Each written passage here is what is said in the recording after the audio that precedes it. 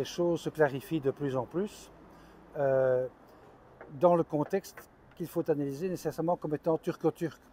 En réalité, ça fait plusieurs années maintenant que le président Erdogan est en nette perte de vitesse électorale en Turquie parce que les résultats économiques ne sont pas à la mesure des attentes du peuple turc. Et donc, il essaye de surcompenser ces pertes, qui lui a valu d'ailleurs la perte de la mairie d'Istanbul, dans les grandes villes. Il essaie de compenser ça en faisant deux choses.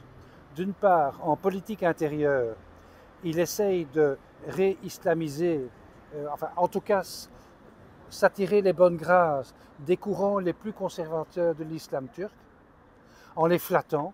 Et ça, c'est le syndrome de Sainte-Sophie, qui était un lieu qui a été en fait transformé en mémoire de l'humanité par le président Atatürk en 1934, et qui est vraiment un symbole de dialogue entre les religions dans un lieu qu'on a retiré au temps pour en faire un monument qui date du VIe siècle, un monument qui traduit en fait l'émotion des êtres humains face à l'incommensurable qui les dépasse nécessairement. Et donc en resacralisant Sainte-Sophie, il envoie un double message. Un, il fait porter un risque à la communauté orthodoxe, évidemment, qui ne pourra plus visiter Sainte-Sophie dans les mêmes conditions muséales qu'il était avant. Et d'un autre côté, il envoie un signal fort en direction de la partie la plus conservatrice de l'islam turc pour leur donner des gages de fidélité. Ça va dans le sens de ce qu'il a déjà fait dans le temps, avec le port du voile dans les universités turques. Donc c'est une réislamisation rampante et qui n'a que pour objectif, en réalité, pour objectif d'essayer de regagner des parts de marché électoral, parce qu'il sait qu'il est en perte de vitesse. Ça, c'est le marché sur le plan intérieur.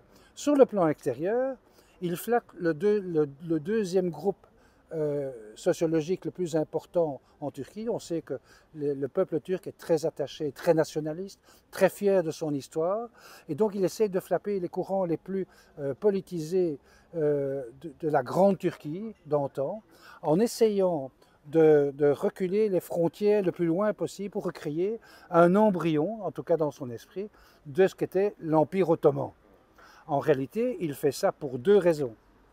La première raison, c'est qu'en faisant ça, il donne l'illusion aux factions les plus conservatrices politiques, cette fois-ci turques, de croire qu'on va pouvoir recréer ce rêve derrière lequel il court depuis longtemps mais qu'il n'atteindra pas, qui est le rêve de la grande Turquie d'antan.